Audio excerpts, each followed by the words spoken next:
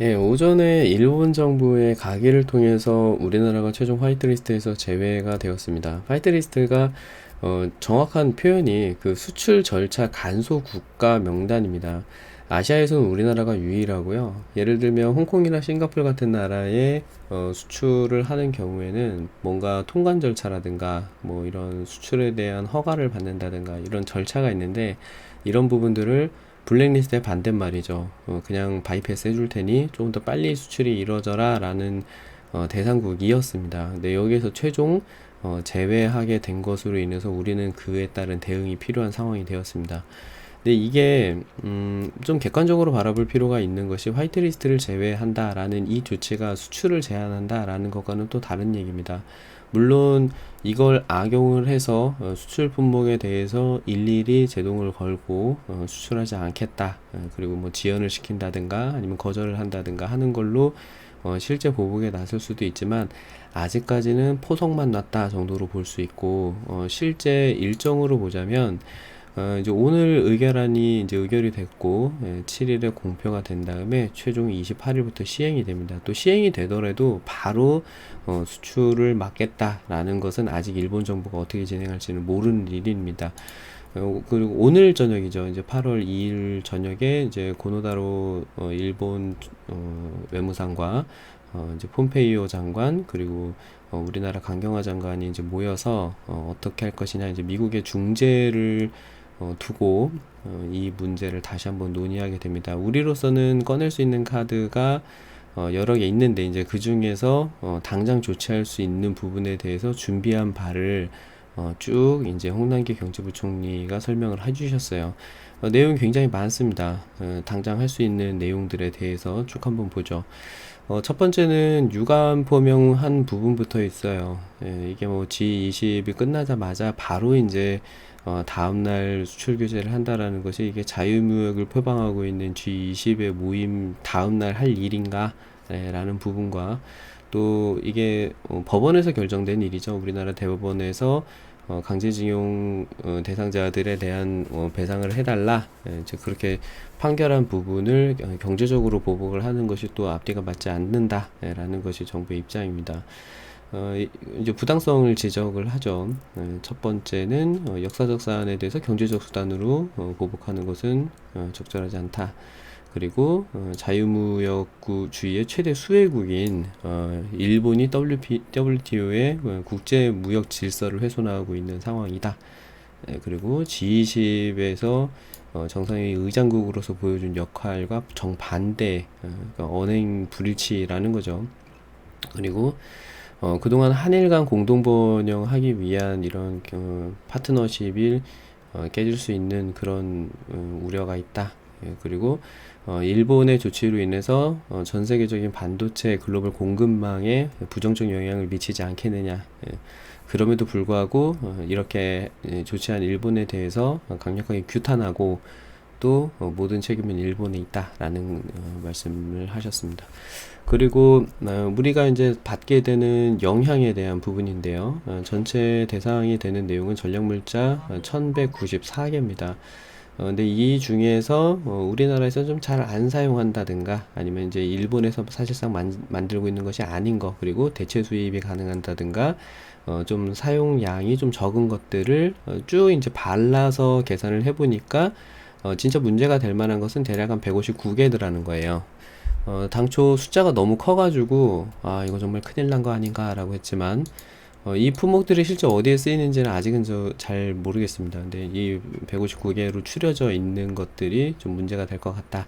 정부에서는 집중적으로 이 159개 품목에 대해서 향후 조치 계획을 세우려고 하는 것 같아요.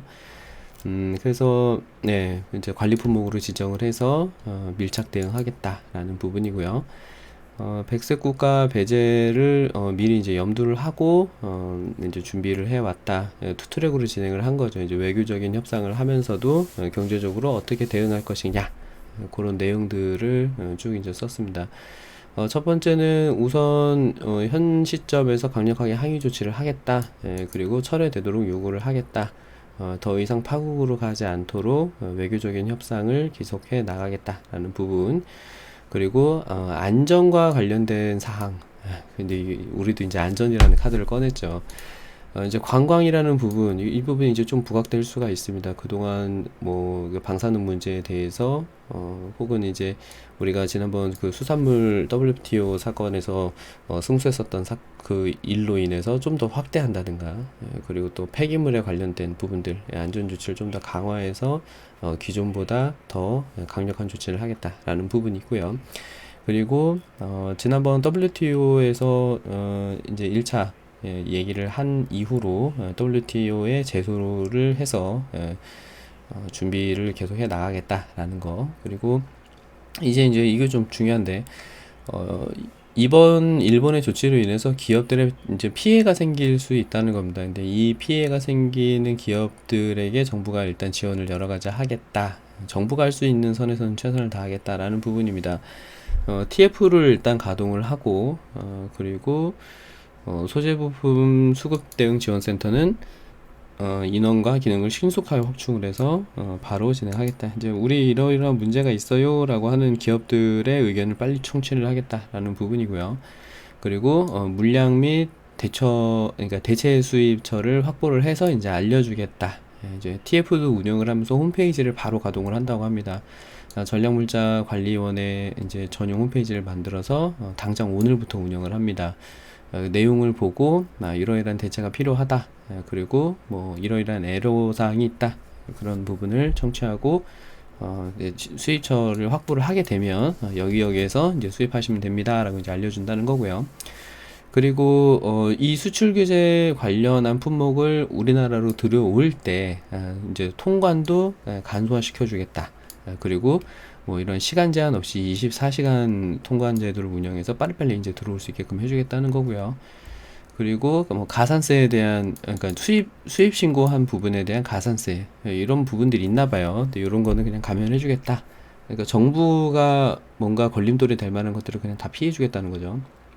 그리고 뭐 해외 대체 공급처를 발굴할 수 있도록 조사하는 조사 비용 자부담을 50%를 경감하는 등 현지 활동 지원하겠다. 그러니까 회사에서 대체 공급처를 확인하기 위해서 여기저기 돌아다니는 그 비용을 지원하겠다는 거죠. 그리고 거점 무역관을 지역별로 지정을 해가지고 거점 무역관은 이제 지역별 공급처에 대한 정보를 종합적으로 제공하겠다. 어느 업체가 이런 뭐 대체품을 가지고 있으니까 한번 가서 뭐 한번 만나보세요 라는 이런 지원을 해주겠다는 거죠.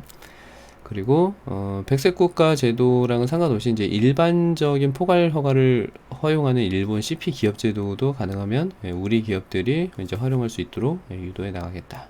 이런 내용 있고, 또 기존에 이제 이거 이제 수입해 오던 이런 물량들을 우리가 이제 직접 만들 수 있는 부분에 대한 R&D, 이거는 사실 이번에 파이트리스트랑은 상관이 없이 이제 국내 이제 자체 생산할 수 있도록 하는 부분을 적극 지원하겠다라는 부분입니다. 그래서 이게 한시적으로 이제 인허가 기간, 나 이거 좀 한번 우리가 만들어 볼게요 라고 이제 신청을 하면은 허가 기간을 그냥 대폭 단축해 가지고 빨리 허가를 해준다는 거죠. 그리고 근로제에 대한 부분들도 연장 근로에 대한 인가도 해주겠다. 이런 부분이 있고요. 또 피해 기업에 대해서 뭐 예산, 세제, 금융 이런 부분도 시행을 해주겠다. 사업 예산을 이번에 추경해서 이제 빨리 확보를 해가지고 여기에 투입을 해주겠다는 거고요. 그리고 이 R&D에 사용되는 비용에 대해서는 시설 투자 세액 공제 적용까지 해주겠다. 그리고 이제 관세도 이제 경감해 주겠다는 겁니다. 만약에 이제 이 수출 통제로 인해서 못 들어와서 다른 나라에서 가지고 왔다라고 하면 관세도 감면해 주겠다. 업체 부담을 이래저래 줄여 주겠다는 의미고요. 또 부가가치세 환급도 빨리 해주겠다. 세무조사도 빼주겠다. 세무조사 빼주겠다는 얘기가 굉장히 중요한 얘기죠. 세무조사를 빼주겠다는 얘기는 여튼 그렇습니다. 예. 그리고 뭐 외환검사, 원산지 검증 등 이런 것들도 이제 다 유예하겠다. 어쨌든 최대한 정부가 다 봐주겠다.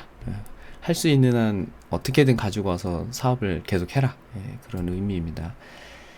산업 경쟁력 강화와 체질 개선을 위한 근본적인 조치. 예, 우리가 이제 향후 스스로 일어날 수 있는 그런 준비를 계속 해 달라는 거죠. 100여 개 전략 핵심 종목들을 중심으로 R&D에 1조 원 이상 이제 대규모 추가 지원을 해 나가겠다. 방향을 아예 틀어버리겠다는 겁니다. 이게 그동안에는 우리가 무슨 뭐 바이오 산업을 해야 된다, 수소차 뭐를 해야 된다, 뭐 이랬는데 그냥 뭐 대규모로 여기다가 그냥 투자 자금을 넣어버릴 테니까 뭐 신규 개발에 박차를 가해라 이런 거죠. 특히나 이제 대기업 중심으로 시작해서 하청업체와 중소기업들이 연쇄적으로 이제 확장해 나가는 형태가 될 겁니다. 그리고 뭐 만약에 어떤 기업이 좀 필요하다, 예, 이제 해외에서 이런 핵심 기술을 가지고 있다, 그러면 그 기업을 그냥 M&A 해버려라. 예, 그 M&A 인수를 할 때 이제 돈이 필요해? 그러면 돈 빌려줄게. 예, 그걸로 가지고 와. 그리고 뭐 M&A 하는 과정에서 세금도 그냥 깎아줄게. 어떻게든 그 기술을 가지고 오라는 거죠. 인재 양성에 필요한 과감한 투자 지원이 이루어지도록 인재에 대한 부분도 지원을 하겠다.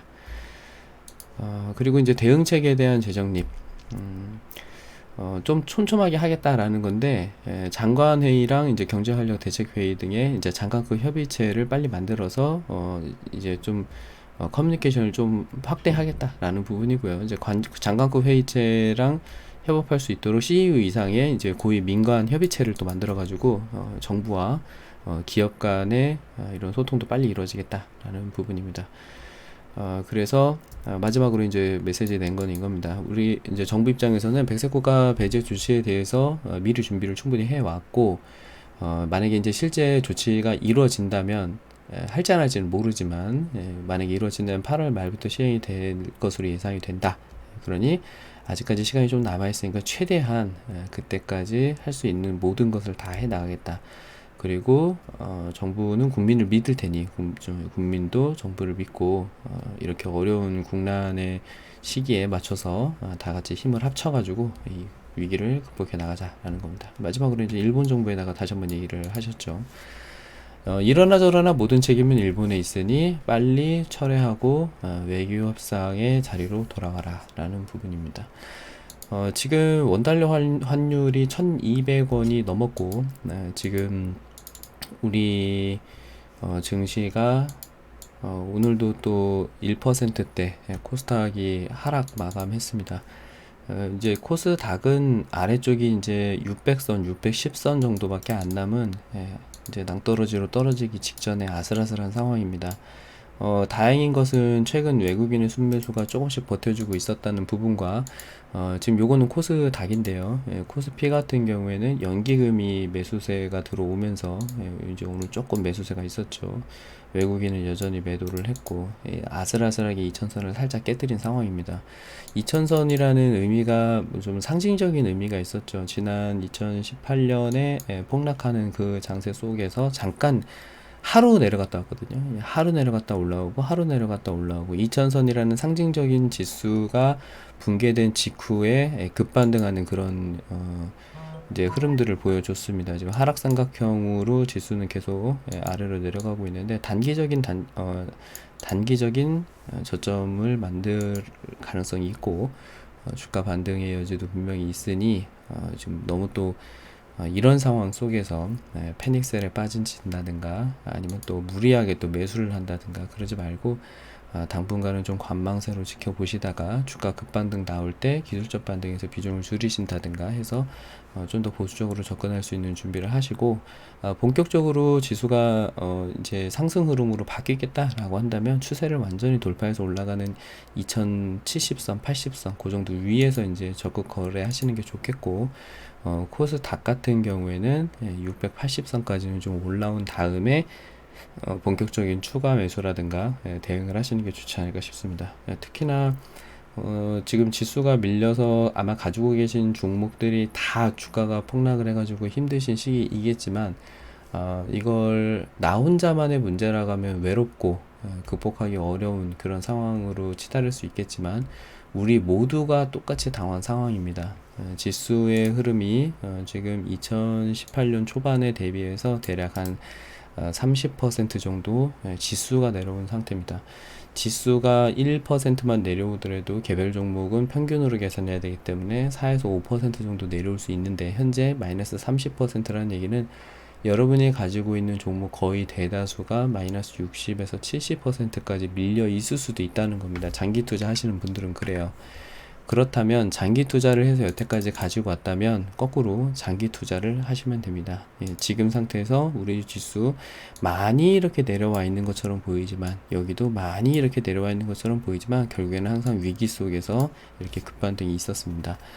주가가 많이 내려오면 또 그 반대로 올라갈 때도 빠르게 올라가기 때문에 다른 시장에 비해서 우리나라가 또 특히나 지수가 지금 많이 밀려 있고 저평가되어 있고, 또 자산가치 대비 PBR이 0.8밖에 안 되는 저평가 상태가 됐기 때문에 모든 악재가 다 쏟아져서 거의 뭐 마침표를 찍은 날입니다. 2018년 8월 2일입니다.